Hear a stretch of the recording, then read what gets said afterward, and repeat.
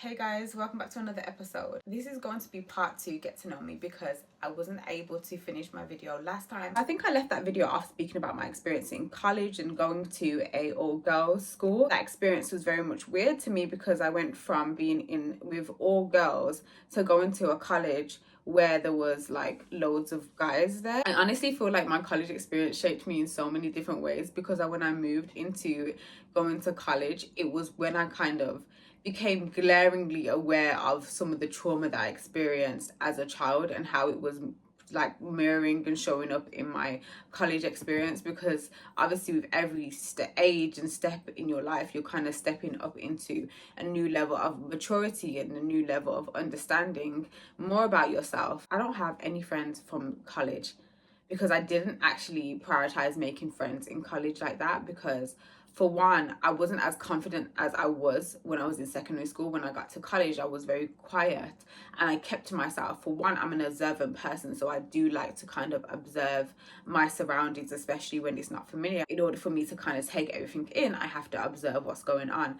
So I was doing a lot of observing. I was very quiet, and I had my two friends. I had my best friend at the time and I had my other close friend. So it was just kind of like clicked up. It was easy for me to feel comfortable just being in their space because they knew me. So then when it came to actually like socializing and making friends, I didn't really prioritize that, simply because I was like, well, I just have my friends, and on top of that, this whole experience is making me uncomfortable. And for me, it was like I came across as like I didn't want to talk. So I think the energy was like, oh, I'm stush, or I don't want to speak to people or whatever. It wasn't that. It was like I literally have anxiety. Like I just do not know how to navigate this new experience. Okay, basically I studied in my first year of college law, psychology, history I think was it, and English literature, or English language. So I studied all 4 subjects and I literally got D's for everything, D's across the board. So it was very much, this is embarrassing. So I had like 2 options. It was kind of like I stay on and then probably only push my grades up to like a C or even a B, or I literally just leave this environment, start anew, and then just redo my year again. So that means that when I go to uni, I'll be like 1 year behind. There was a fear in that. It was like, you know, with age, sometimes as we get older, we start to be more hyper aware of our age, and you know, you don't want to be the oldest person in the class, but it's like these things just don't mean anything once you've graduated and once you pass those milestones. When it was like results day, I went to the college. I went to pick up my results, I think. Or I don't know, I think I went to enroll again. And when I walked in there, I was just like, no, I can't come back here. Like something just told me that I could not be here. Now that I look back here, I feel like life really just have its own way of working things out. Like the choices that you make are really fundamental in how things shape and come about. Basically, my best friend at that time that I was best friends with since year 7, we started being best friends because like just growing apart and differences in personalities. I then had an old friend from secondary school, and she kind of she went to a 6th form and she was like, come to this 6th form. It was such a random 6th form. I'd never heard of the school before, but I was like, what can I lose? I ended up doing English literature, sociology, and history. History, absolutely loved. My sociology teacher was a Black woman and she was so beautiful, so stunning, and I really looked up to her because the way she presented herself was just amazing. And you know, at that time I didn't really have much role models, and funny enough, I'm really close to my sister now, but I wasn't really close to my sister when I was younger because she was very like, she was on like a wave of her own. Like she was like into bell hooks, feminism, she was doing activism and she was doing stuff, and I was just doing stupid stuff. I was just rolling around, being silly, doing silly things, making bad decisions, having a whole load of trauma bonds, just not making much sense. So when I had my sociology teacher, and she being a Black woman, I kind of looked to her as like, oh, she's a role model, she's really put together, she's smart. Shout out to, oh my god, I forgot her name. That was a long time ago, I'm not gonna lie. That was like 8-9 years ago. If I could go back to those years of my life, I would have actually decentered men, and I would have made, you know, maybe learning a little bit more about myself a priority. I would have made exploring different things a priority. Like say for example, when I was in university, I would have probably joined societies. I would have got involved in extracurricular activities. I would have maybe in college joined a netball team or something like that, done actual things that would have, sharpened my sense of self, made me feel more confident in myself, rather than focusing on, relationships or having a boyfriend and what that's supposed to look like. I would have been focusing more on myself and who I am, and enjoying my youth a little bit more. And don't get me wrong, I definitely enjoyed my youth, but I will say that there was aspects that I just didn't really nurture. I would have nurtured a variety of friendships as well, but yeah, like things just kind of fall into place and happen how they happen. So I don't have any regrets, but I do have reflection pieces in which I would have just, maybe if I could go back, I would have done things a little bit differently. But yeah, here I am now expressing myself when I have children, because I want about 4 children. If I had 5, I don't think I would complain. But I do want a big family, and I do want a really close-knit family, because when I grew up, I don't really feel like my family and I were that close. We were kind of treated as the outsiders in a way. So we wasn't really part of the family in that way. We always had this feeling of like we're not fully involved in them.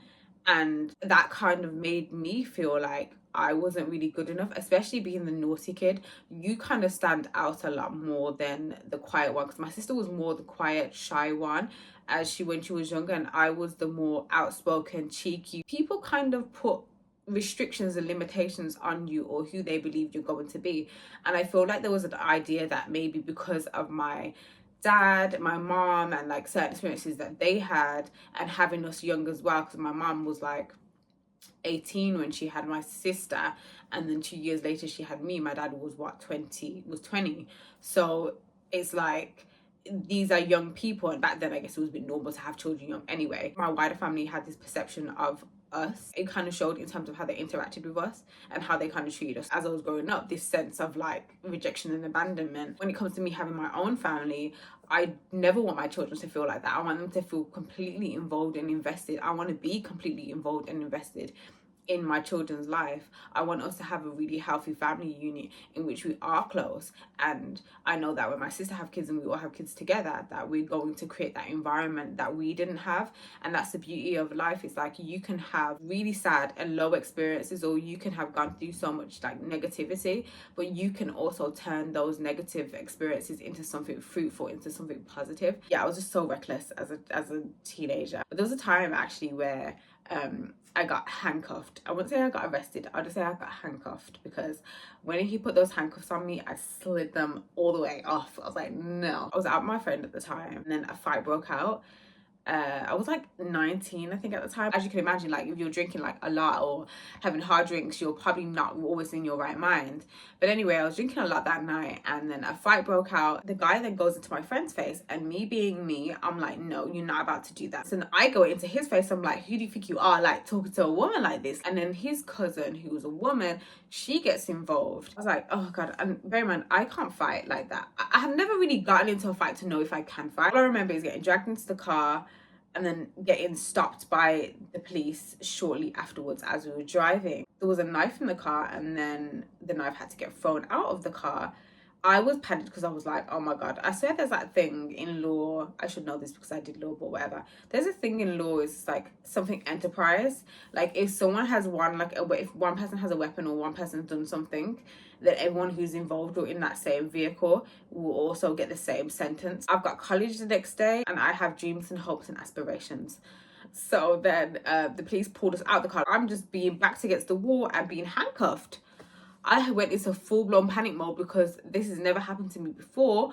And then I'm like panicking, stressed out, I'm crying. I'm like, no, take these off me. Me and my friend, I guess us being the youngest ones, we got to go. That moment in itself, that experience was pinnacle in shaping me going forward and realizing I can no longer do these things. I can no longer be reckless with my life, health, with my environment, with my spirit. I need to move on from these reckless behaviors and being involved with reckless people and doing things that does not truly align with who I am. And so that experience was very much like, I need to make a change to some degree. So it didn't necessarily change in terms of like I completely did a 360, but what I did do was I was like, I'm going to change my environment now. And it's so pinnacle that I do that. I was like set on leaving the city for uni and just completely changing my environment, going to uni with no friends, going to uni with not knowing anyone, and just starting afresh and challenging myself because obviously going through experience like that where I could have changed the trajectory of my life simply by just this one night, I kind of found like it was God saving me. I felt like it was God kind of telling me that I need to get it together because I have much more to do with my life than what I'm kind of subjecting myself to. And this environment isn't going to allow me to prosper, and it isn't going to allow me to flourish. It's still taking me a few more good years, maybe a good 5-6 years of bad decision making to kind of get that light bulb moment for real. But I will say it just started the chain of events of me deciding that I did want better for myself. I feel like how I got here, I got to this space, again, started from those environments. A lot of the black people from Birmingham are Jamaican.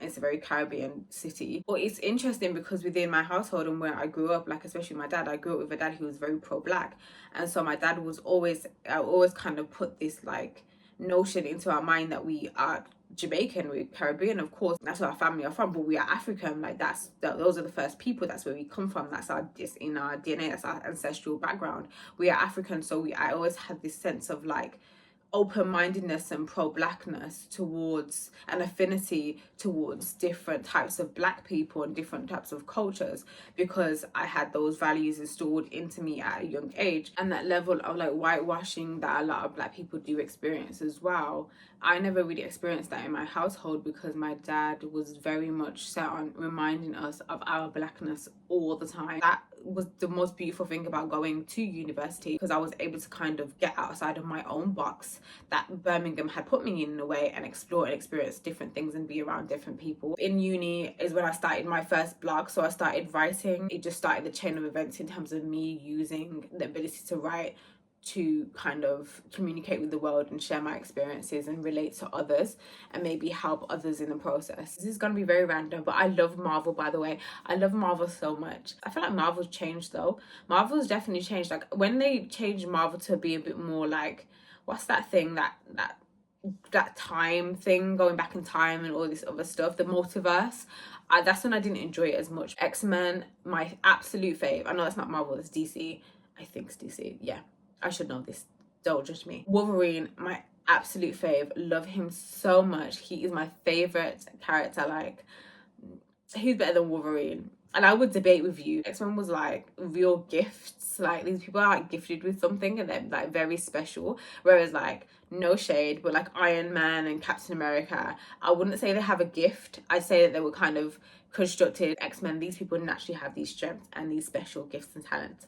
So fight me on it. Back to what I was saying. Yeah, so then my chain of events started with writing. I put out my first blog post, which was on anxiety, because I had a low experience in uni where I was having really poor mental health, and uni can do that sometimes, but I had really bad mental health. So I ended up going to the doctors and asking to see someone or speak to someone, because I was like, if I didn't, then I think I would have ended it all there. Maybe, who knows? But I just was in a very low space in my life. I was feeling suicidal, so I wanted to really get some help.